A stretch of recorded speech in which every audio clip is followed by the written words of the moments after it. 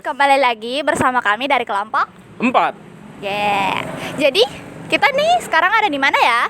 Oke, sekarang kita berada di kawasan Bintaran yang terletak di Kecamatan Magangsan,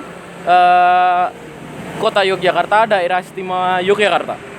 Kawasan, berarti cukup luas dong ya? Ya, tentu untuk luasnya sendiri di kawasan Bintaran ini memiliki luas 5.024 meter persegi nih. Jadi cukup luas ya.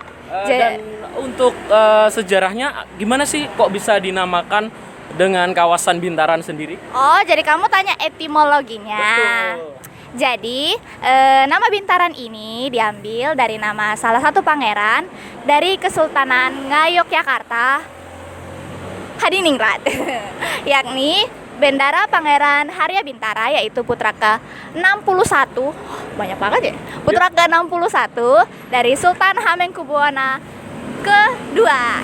Jadi, mari kita sama-sama mengeksplor kawasan Bintaran yang cukup luas ini. Yuk, Ayo. let's go.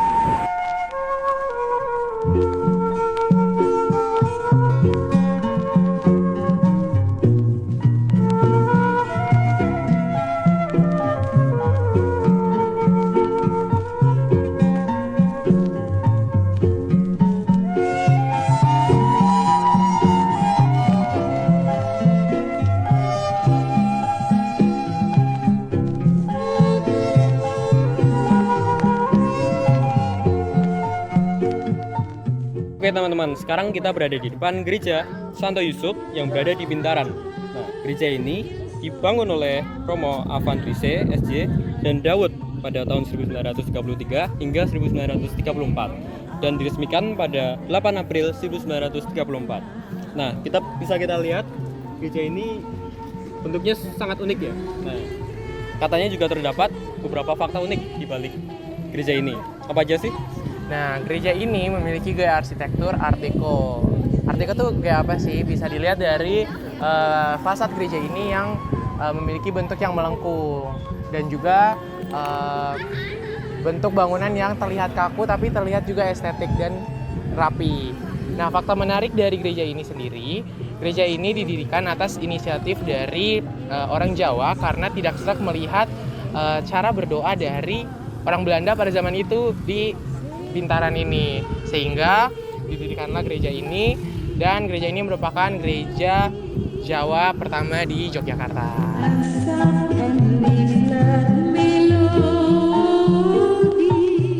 Sebelum berkembang menjadi kawasan pemukiman Indische, Bintaran dikenal sebagai tempat berdirinya Dalam Mandalagiri. Bangunan tersebut merupakan kediaman bendera Pangeran Haryo Bintoro, salah satu keraton Ngayogyakarta Hadiningrat.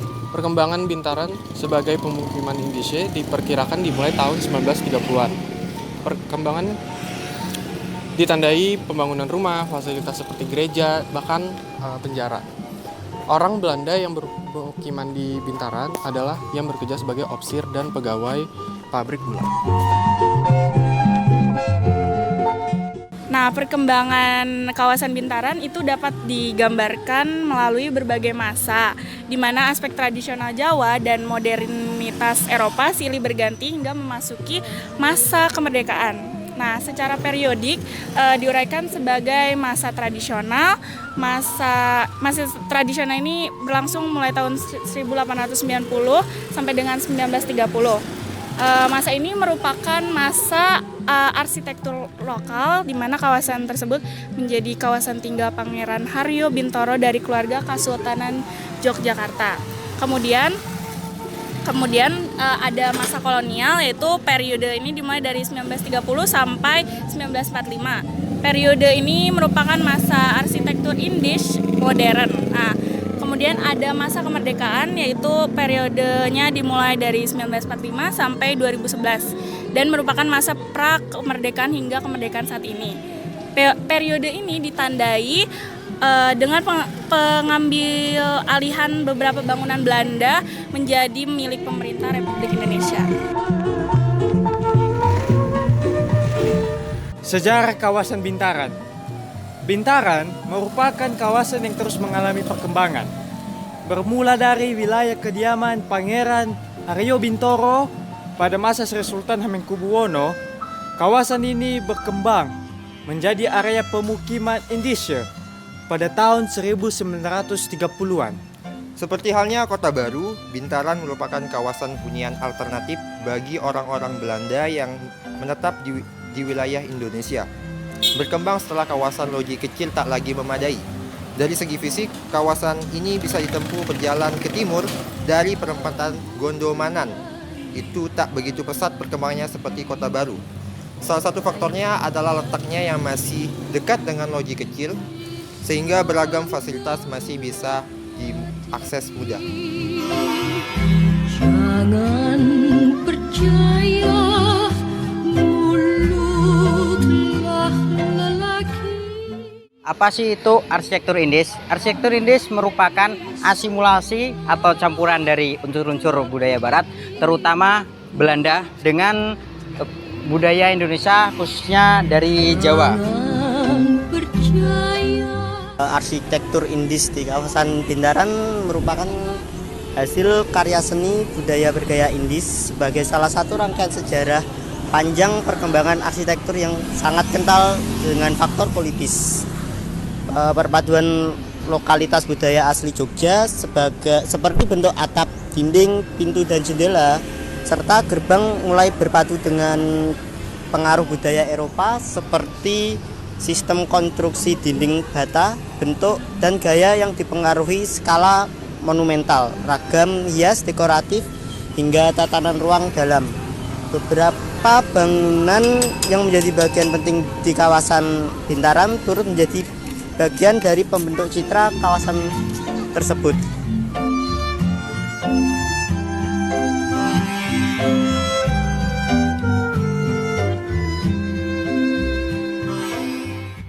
Oke, saya di sini akan menjelaskan kenapa sih rumah ini bisa dikategorikan ke dalam bangunan Indis. Nah, yang pertama itu ciri khas bangunannya berwarna terang.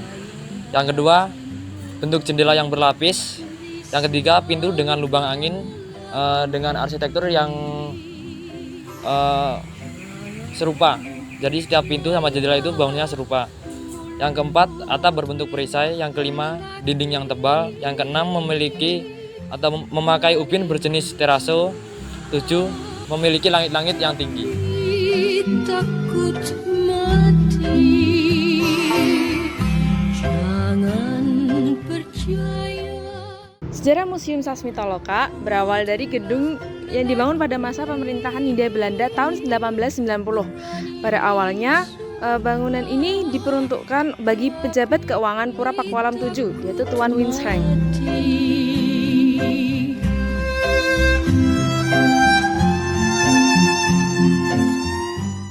Selanjutnya, saat agresi Belanda II, bangunan ini dipergunakan oleh Belanda sebagai markas 4G Brigade T. Dan setelah kedaulatan Republik Indonesia ditetapkan pada tanggal 27 Desember 1949, bangunan ini dipergunakan sebagai kantor Komando Militer Kota Yogyakarta dan kemudian dipakai untuk asrama Resimen Infanteri 13 dan penderita cacat. Selanjutnya, pada tanggal 17 Juni 1968, bangunan ini dipakai sebagai Museum Pusat Angkatan Darat, sebelum akhirnya diresmikan sebagai Museum Sasmitaloka Panglima Besar Jenderal Sudirman pada tanggal 30 Agustus 1982.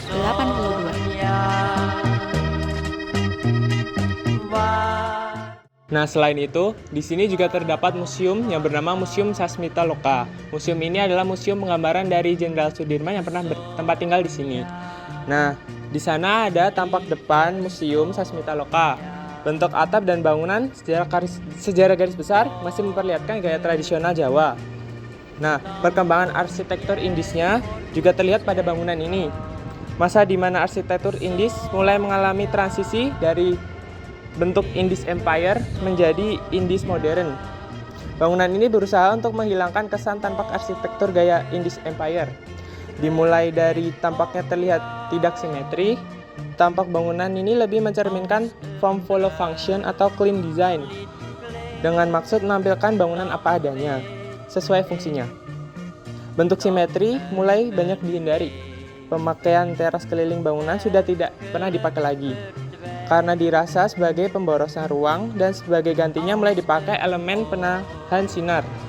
Arsitektur Indis di masa kolonial modern pada mulai dirancang berdasarkan fungsi ruang yang pada akhirnya mempengaruhi bentuk secara keseluruhan. Morgen voor je schijnt, dan denk ik Sonja, lieve Sonja. Nah, jadi kesimpulannya, kawasan Bintaran adalah kawasan yang mulai dikembangkan pada tahun 1860 sampai dengan 1890 oleh pemerintah Hindia Belanda setelah diizinkan oleh Gubernur Jenderal pada masanya, dan menjadi tempat tinggal orang-orang Eropa sampai pada awal abad ke-20. Dan pada saat ini, kawasan Bintaran menjadi kawasan wisata karena masih memiliki banyak-banyak bangunan peninggalan yang memiliki ciri khas arsitektur kolonial. Nah, sekian itu tadi adalah informasi tentang kawasan Bintaran. Sampai berjumpa di video berikutnya. Jij voorgoed zijn vrouw.